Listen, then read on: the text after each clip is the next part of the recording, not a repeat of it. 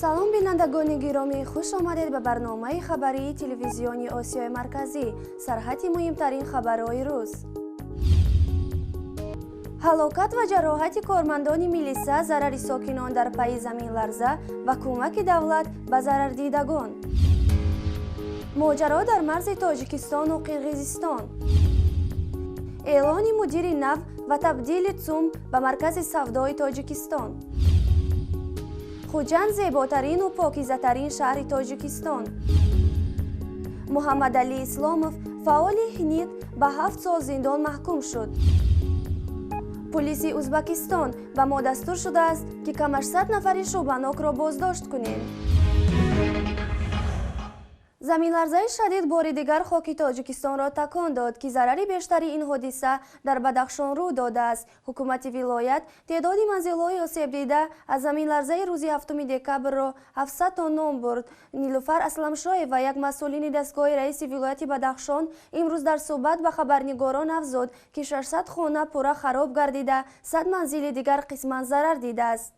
با اطلاع رسمی در پی لرزش زمین در کیلومتر 70 وادی برتنگ، ماشین وزارت امور داخلی تاجیکستان زیر سنگریزی مانده است که در نتیجه یک کارمند وزارت امور داخلی به هلاکت رسیده، 3 نفر دیگر جراحت برداشتند.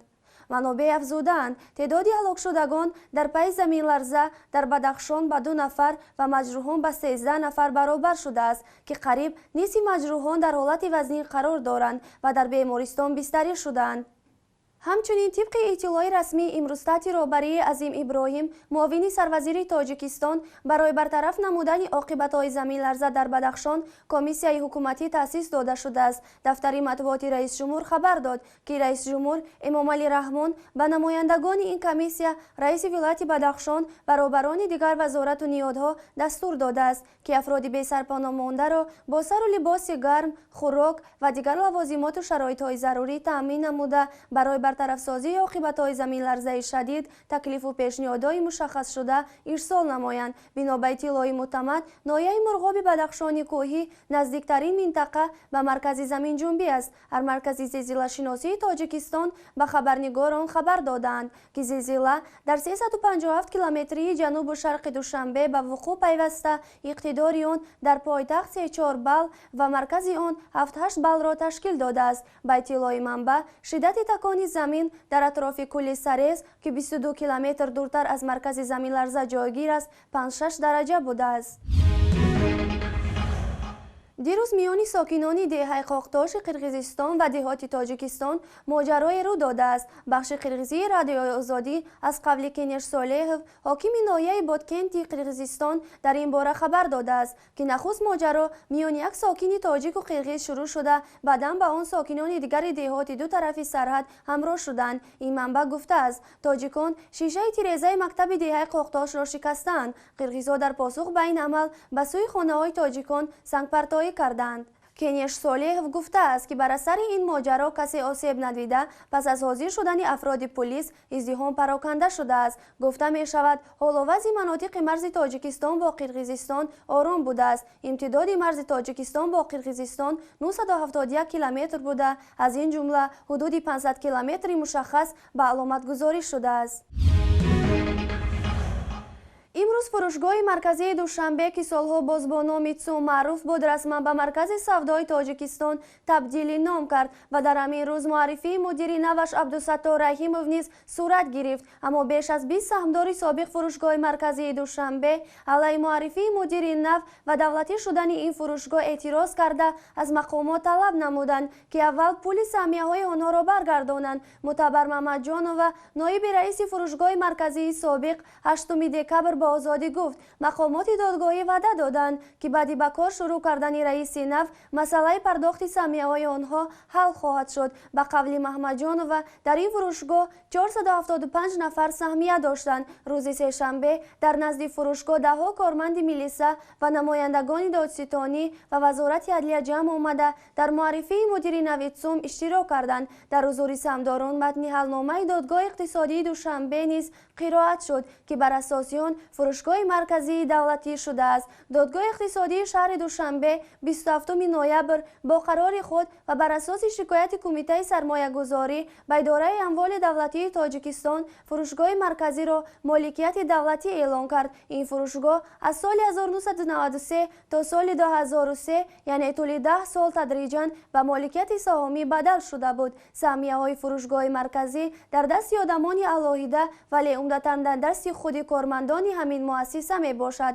بس میان کمیته سرمایه گذاری و اداره اموال دولتی با شرکت سهامی فروشگاه مرکزی از چند سال به این طرف ادامه داشت. مسئولین شرکت سهامی فروشگاه مرکزی قبلا گفته بودند که دادستانی کل تاجیکستان روند خصوصی گردانی این فروشگاه ها را تحقیق می کند و مقامات تفتیشات بعد از 22 سال خصوصی شدن فروشگاه مرکزی می گویند که مالکان آن و هم کمیته سرمایه گذاری و اداره اموال دولتی این مؤسسه را نادرست خصوصی کردند. این فروشگاه در اوایل سال 2011 بر اساس شکایت یک سهامدار اساسیش از سوی دادگاه اقتصادی دوشنبه برای مدت بسته شده بود. دادگاه چنین قرار را بر اساس دعوای شخصانی که 13% سهمیه های فروشگاه بزرگ را در اختیار داشتند قبول کرده بود.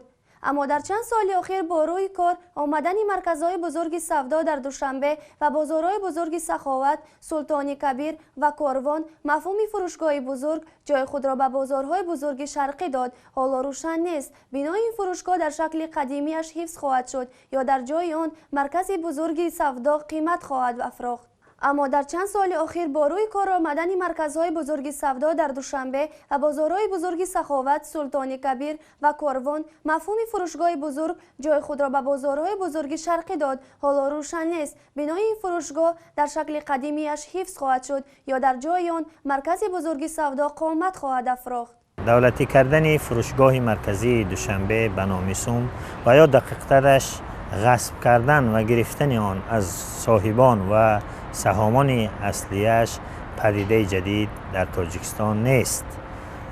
در تاجیکستان که الیت حکمرانش چشم به جیب مردم انداختن و سعی میکنن از آن چیزی که مردم بیچاره و صاحبکاران بیچاره با صد رنج و عذاب کسب کردند بگیرند، از جمله چنین رفتارهای ناسالمی مقامات گرفتن بازار انعام از صاحب اصلیش و محکوم کردن رئیس آن و بازار سخاوت در شهرک ترسونزاده از صاحب اصلیش و همچنان گرفت مفلیس و از بین بردن شرکت ساختمانی ماورانهر و زندانی کردن رئیس آن. بنده که در چندین محاکمه بازار سخاوت در شهر ترسونزاده شرکت کردم و دیدم که چطور با دلیل ها و سبب های پوچ و به اساس این بازار کلان را از دست صاحبش گرفتند. نتیجه نظرپرسی که از جانب امید خاور میانی ساکنان شهر و نواحی‌های کشور برای معین کردن شهری تازه‌ترین و معاصر تاجیکستان در سال 2015 میانی خوانندگان سامانه از 24 نوامبر و 7 دکمبر سال روان برگزار شده بود. شهر خوجند غالب آمد. طبری خدمات مطبوعاتی رئیس ولایت سوخت به امید خاور اطلاع داد. هدف نظرپرسی ترغیب فرهنگی شهرداری، مساعدت به معامله، مناسبت، معاشرت و سطح خدمت رسانی بلند در میان ساکنان شهرهای مملکت بود. تا ساعت 7 صبح 7 دکمبر در نظرپرسی 334 نفر اشتراک کردند که از این شماره 40% شهر خوجند، 30% شهر دوشنبه، 12% شهر کولاب، 5% شهر خاروخ، 5% شهر نورک، 4% شهر قرغان تپه و 4% شهر ترسونزاده را زیباترین و پاکیزه‌ترین شهر تاجیکستان در سال 2015 دانستند. در نظرپرسی سامانه با زبان روسی امید خاور در این خصوص 182 نفر شرکت ورزیده و جانبداری شهر خوجند 42%، دوشنبه 29%، کولاب 10%، نورک 6%، ترسونزاده 5% و قرغان تپه و خاروخ 4% آواز داده شدند. قابل ذکر است که نتیجه های نظرسنجی شرطی و غیر رسمی بوده تنها نظر و اندیشه های کاربران فعال سامانه را افاده می کند.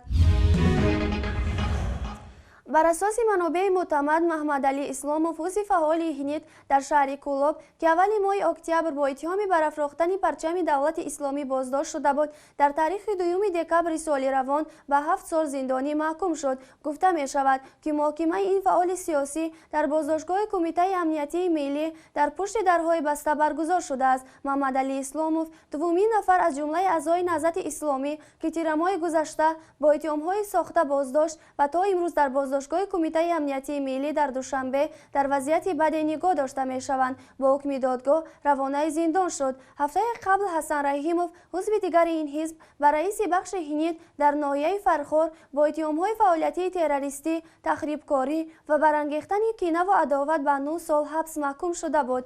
در پایین یکی از دوستان محمد علی اسلاموف در یادداشت در صفحه‌های خود در فیسبوک نوشته است: اگر در تاجیکستان 10 نفر آدم خوشرفتار با سواد، با معرفت و خوش اخلاق یافت شود، بیشک یکی از آنها محمد علی است و یکزوده است. اتهام برافراشتن پرچم دولت اسلامی داعش که به آن محمد علی را بازداشت کردند دروغ است. حاضرم به هر امر مقدس سوگند یاد کنم که این دروغ است. محمد علی نه اینکه پرچم داعش را بر نمی افراشد، بلکه یکی از دشمنان پرو پا قرصی این گروه تروریستی بود.